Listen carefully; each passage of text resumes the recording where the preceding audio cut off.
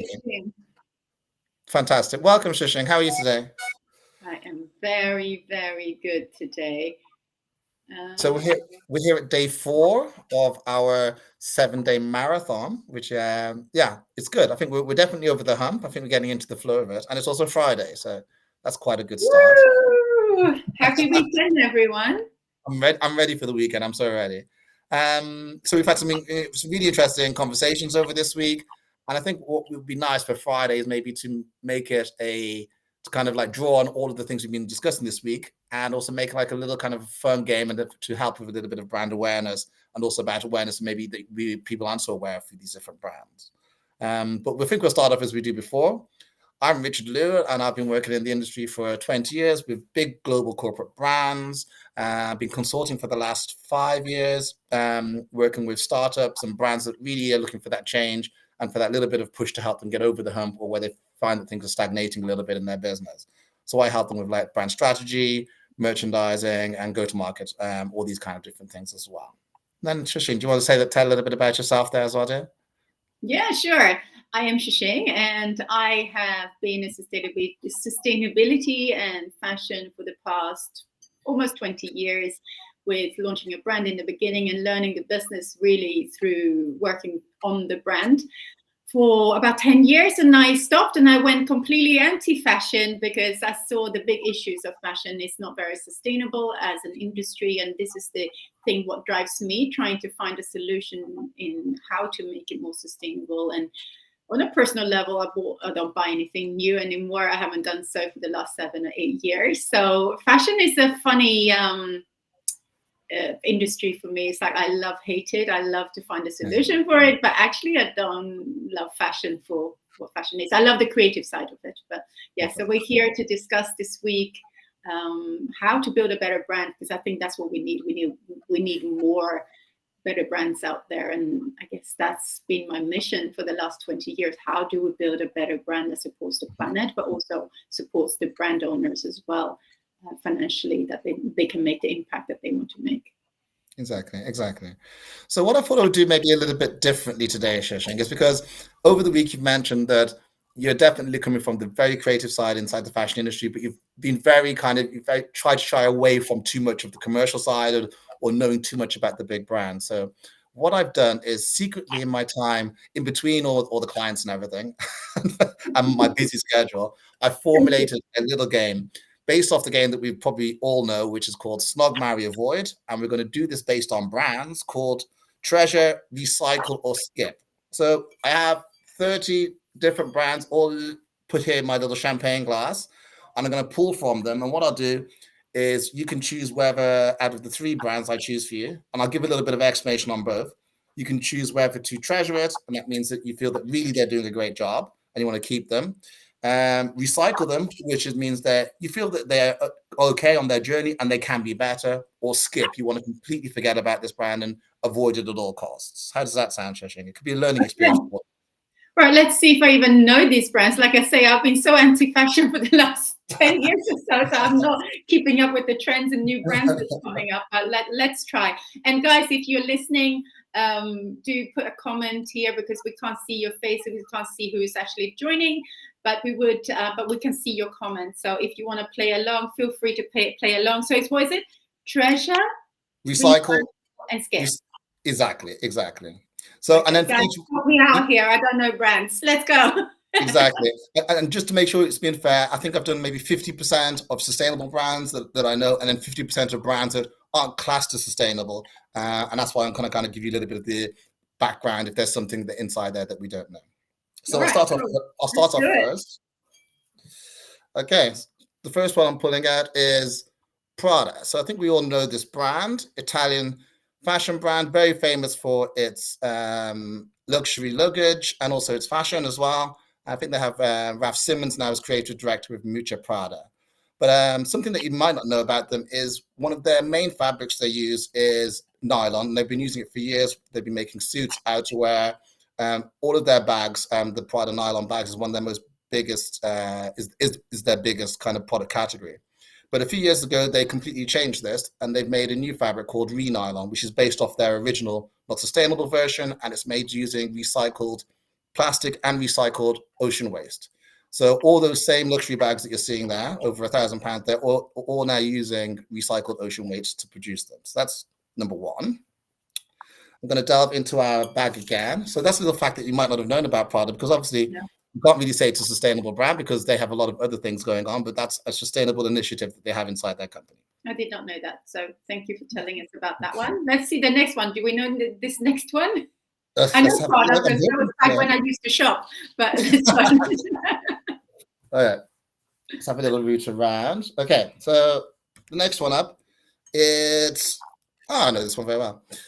Girlfriend Collective. So this is a brand from San Francisco that does women's athleisure wear. So all the incredible tank tops and leggings used for working out, and again using recycled plastic bottles for making it. So this is a very, very niche brand. It's a premium it's very well known, say, in the athleisure wear and in the sporting functional goods wear line arena, and made out of Seattle. So that's very, very interesting as well. Okay. And last but not least, I'm going to have a good route around. And we have, and we have, well, this isn't going to be easy for you. We have Shein. Okay. We know. Just as a reminder. Needed. Exactly. So just as a reminder, you have Prada, Girlfriend Prada from Italy with their recycled re-nylon strategy, Girlfriend Collective using recycled plastic bottles to make their athleisure, and you have Shein, which I think it's very difficult to find out what they're doing in the sustainability format, but we do know they're definitely flooding the market. So out of these three, for treasure, what would you choose? A brand that you feel I'm not familiar with Girlfriend Collective. I would have to say Prada. Now we know that they are using re-nylon, which is a plus, and also because they do promote kind of quality. Indeed. So it's something that you can buy and you can keep for a long time. So they're not into just selling you something, unlike Shein. So we can start with Shein. I guess that is a skip. That is like, get rid of it already. Definitely going in the bin, I guess. Well, that is a skip. Let's pretend the skip may it disappear forever. And so treasure will be Prada for me, and then recycle will be Girlfriend Collective. Like I said, I'm not familiar with the brand, and also what probably would be worth pointing out is that this is exactly why I don't shop, because this is the conversations that we have to have. Like every time we go into a store, it's like, okay, what do we know about this brand? What do they do? And you have to make these decisions on the spot. So that's why I don't do it. I mean, like I said, by the way, I don't. Yeah, I've been very lucky to be able to be around a lot of these brands, and I have a good friend that owns an incredible sustainable concept store out in Amsterdam. So I was always surrounded by seeing all the newness and stuff coming out of the industry as well. Okay, let's have another. It's so difficult.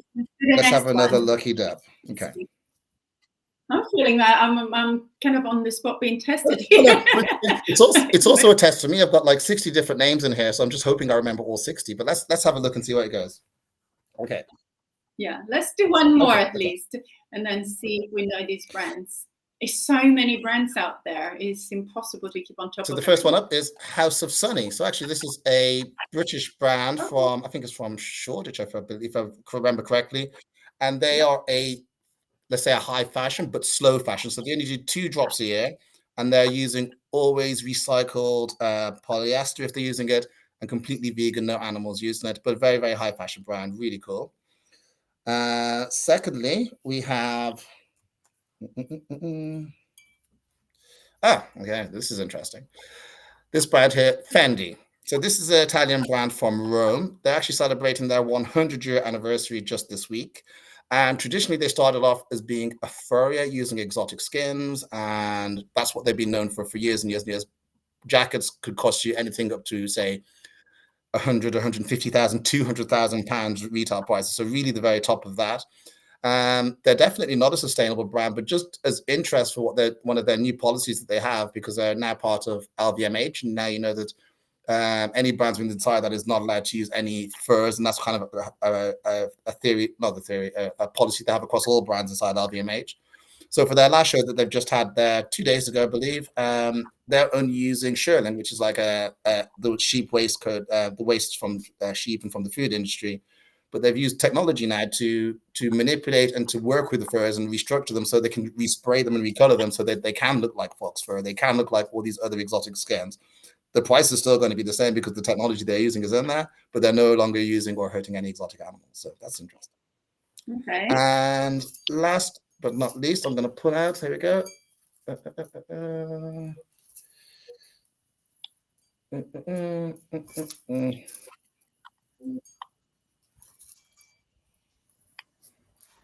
here you go. A very British one, George at Asda. So this is a yeah, honestly, I think the reality of it is that they have a big reach and they have many stores. Again, not a sustainable brand. They are on their, well, let's say if they're definitely not a sustainable brand for what they produce, but you can find better cotton initiatives inside there. You can find all the stuff, but I think that definitely is being outweighed by the other stuff they produce. But definitely somewhat the people that are on their journey trying to hit that everyday market. So let's have a little recap. So up first, we have House of Sunny from here directly in the center of London, from Shoreditch. Slow fashion, high fashion, twice a year, recycled polyester vegan brand. Secondly, we have Fendi, Italian brand from Rome.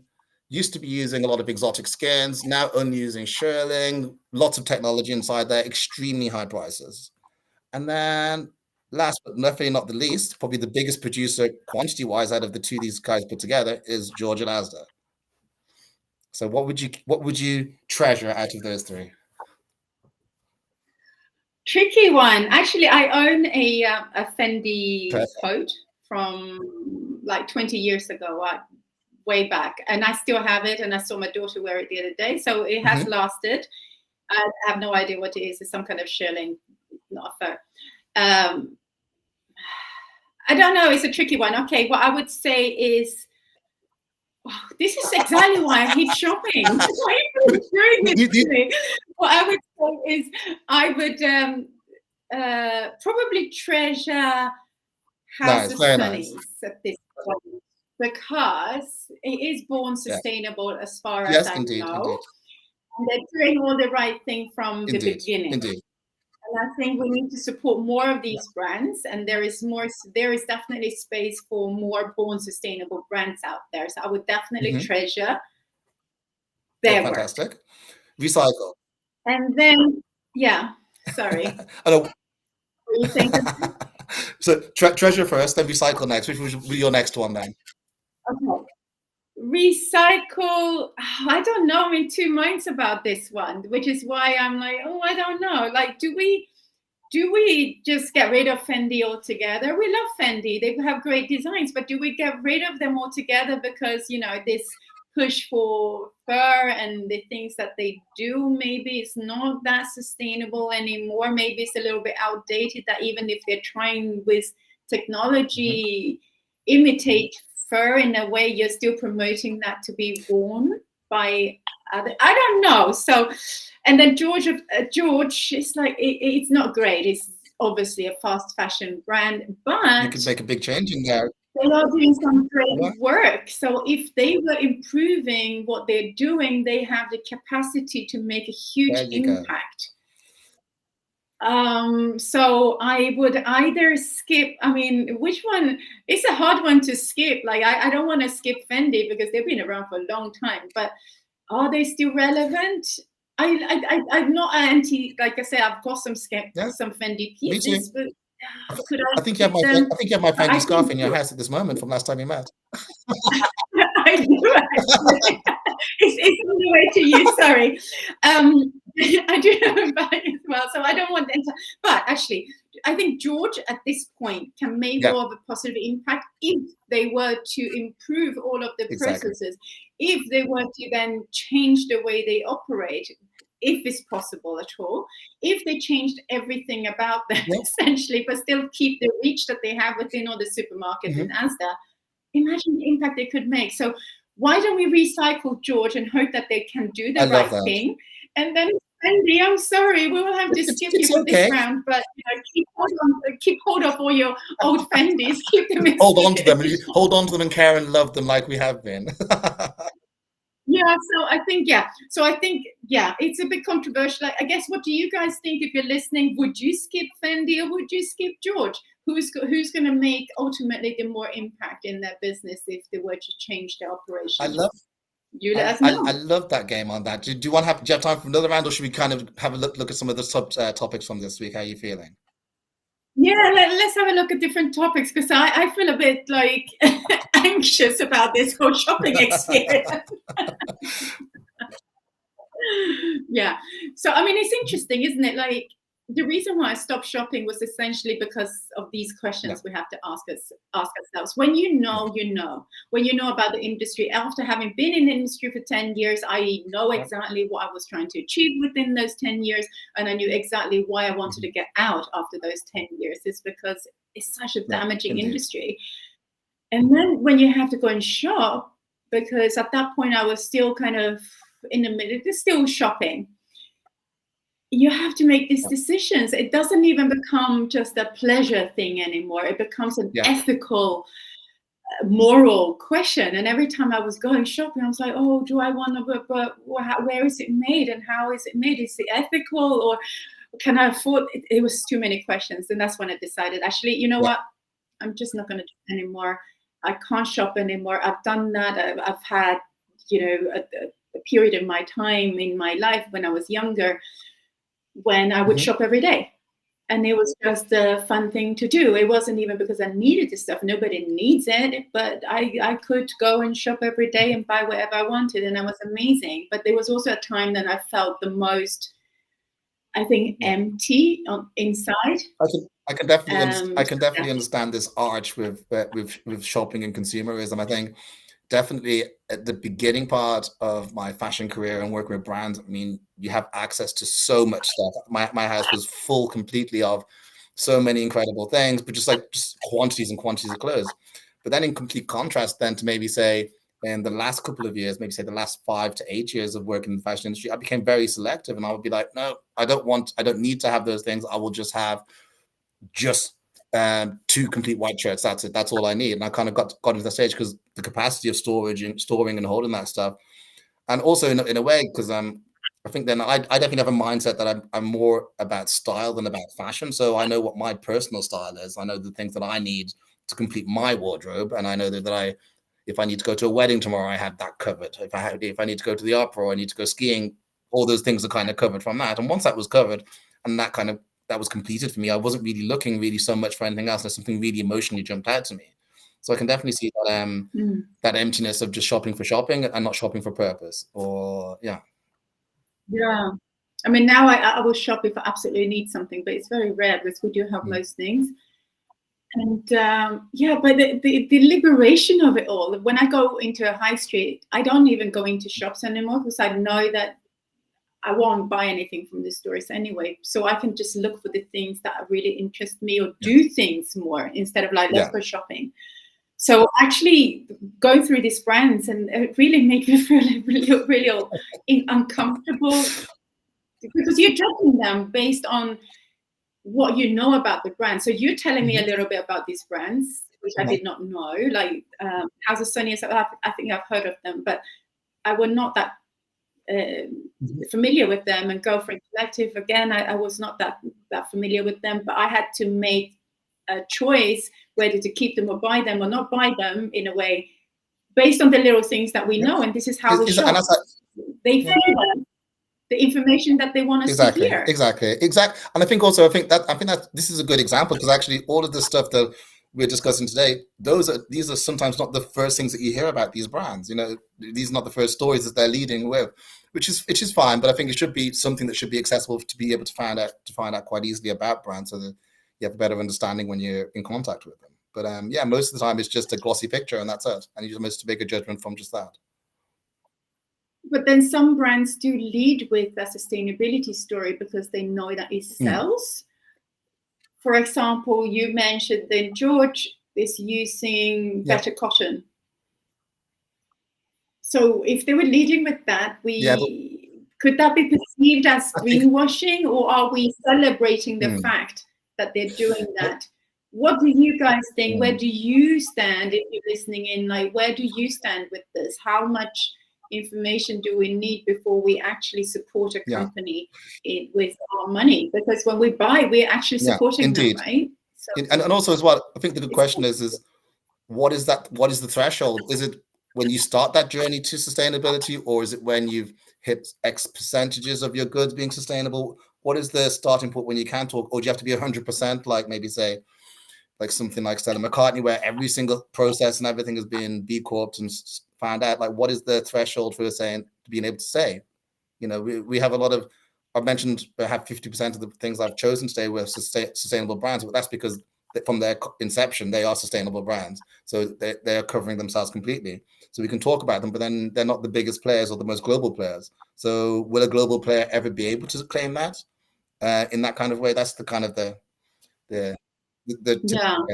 I spoke to somebody about this who's been in the industry for a good maybe 40, 45 years, 40 years maybe. A big global player. And then I did ask the question, do you think that fashion can ever become sustainable? And he's someone that knows, has been in the industry and works with the, you know, the top brands. His answer was no, 100%, because it's not possible, because of the global brands. Their supply chain is too complex, and they've been running like that for the last 100 years. So how do we shift a business that's been running for 100 years to make it now sustainable and change everything about the supply chain? It's just not possible, because they're too big. So the smaller brand, like I would support the Girlfriend Collective, like you said before, because they are born sustainable. So it's easier for them to then create more sustainability within their business. But it's really, really difficult. And fashion is so intricate. There's a lot of moving parts, and sustainability is not only just the where things and how things are made, it's the people involved. You know, like work with some really incredibly large companies, the burnout rate, the amount of people on sick leave, all these kind of things that are happening that also should be a measure of how you get your sustainability kind of credentials. So there is a gray area, and it shouldn't only be just attached to what's written on the label, in my opinion. Or I think there's a lot more that goes into it than that. It's a huge gray area. No, it's all kind of like out in the unknown, and I think that's why we want more transparency, right? Yeah, indeed. And I think we live in a time we're very lucky where stories can break. We've got incredible resources like Diet Prada, where they don't care; they just put it out there, and you can make of it what it is, and they do warts and all. And I think that's healthy for the industry, because it hasn't been like that.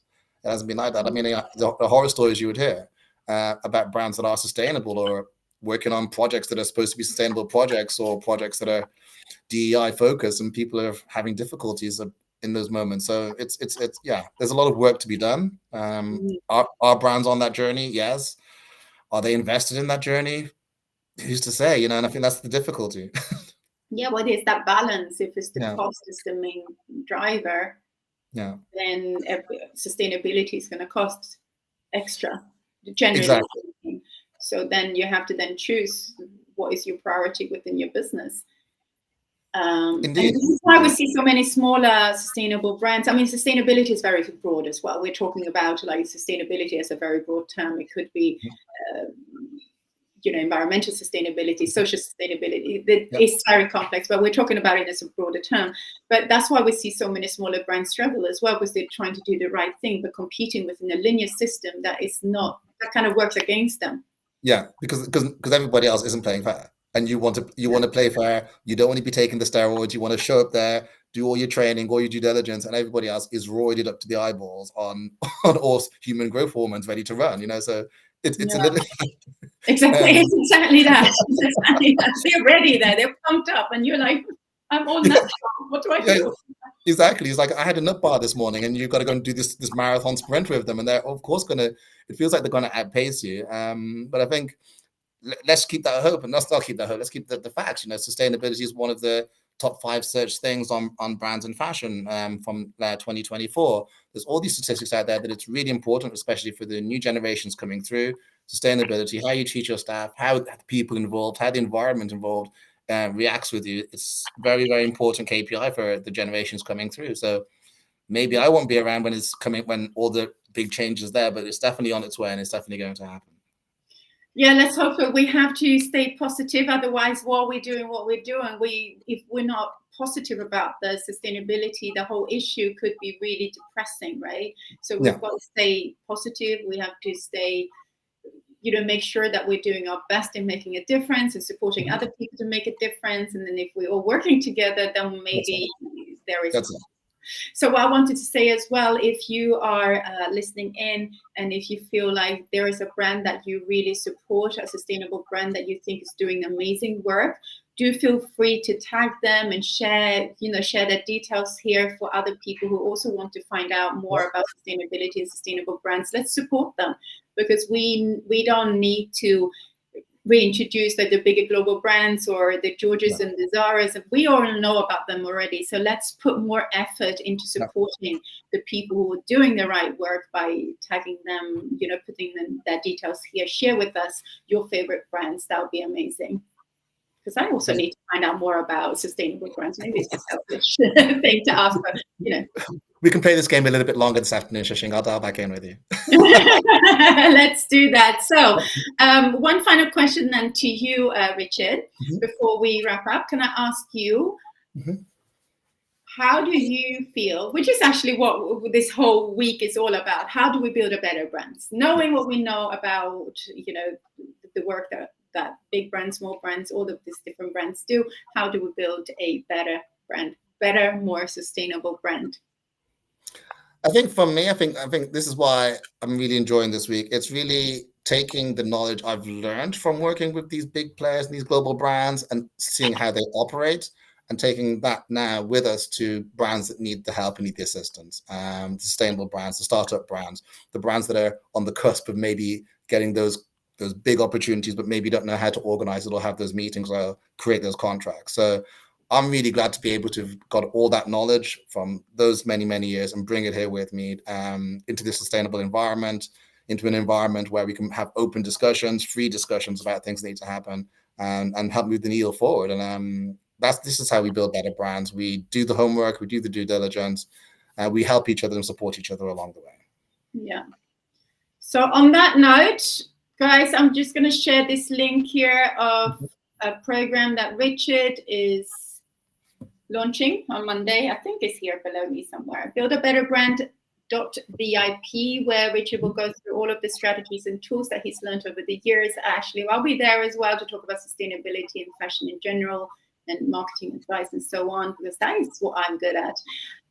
So if you want to check it out, it starts on Monday. It's a life coaching program for 30 days so that you get to do all of the foundational work to support your brand's growth in just 30 days. And then you can move on to build a better brand. So that is it from us today, I believe.